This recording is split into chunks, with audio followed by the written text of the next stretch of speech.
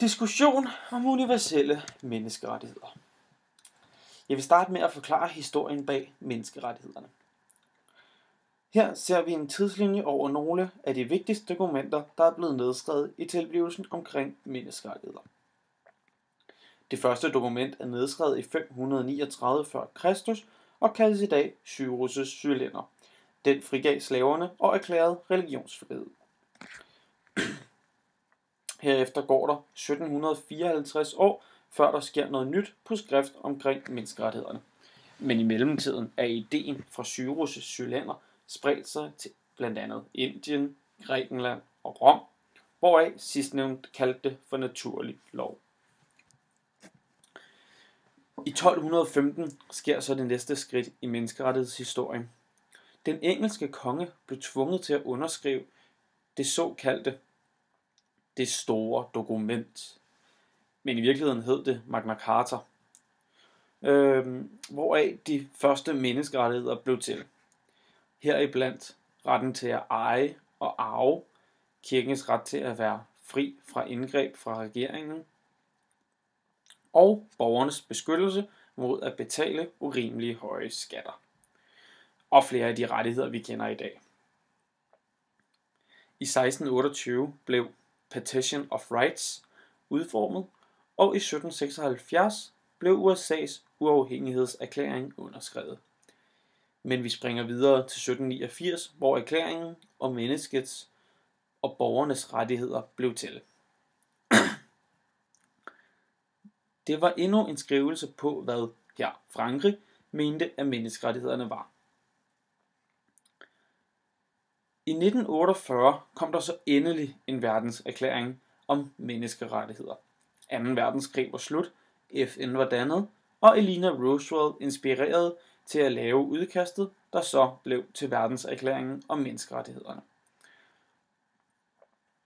I indledningen i erklæringen står: tilsidesættelse af og foragt for menneskerettighederne har ført til barbariske handlinger, der har oprørt menneskehedens samvittighed og skabelsen af en ny verden, hvor menneskene nyder tale og trosfrihed for frygt og nød, er blevet forkyndt som forledens højeste mål. Alle mennesker er født frie og lige i værdighed og rettighed. Kritik af menneskerettigheder. Der har gennem tiden været en del kritik af mange af de nedskrevne menneskerettigheder. Et af de helt store kritikpunkter har været, at menneskerettighederne, som vi har i dag, næsten udelukkende er formuleret af det vestlige samfund og ud fra vestlig synspunkt. Kvad dette lægger verdenserklæringen om menneskerettighederne fra 1948 også meget vægt på det individuelle menneske, og i mindre grad på samlingen af mennesker i et samfund, som mange personer i østlige lande føler og har af normer. Hvem var Søren Krarup, og hvad mente han om menneskerettighederne? Søren Krarup, han er blevet kritiseret, eller han er kritiker af menneskerettighederne.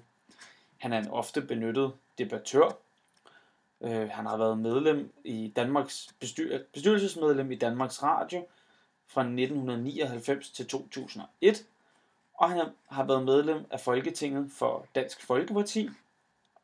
Derudover er han blevet kritiseret af andre for at være antisemitisk og racistisk. Af kilder har jeg anvendt følgende: humanrights.com.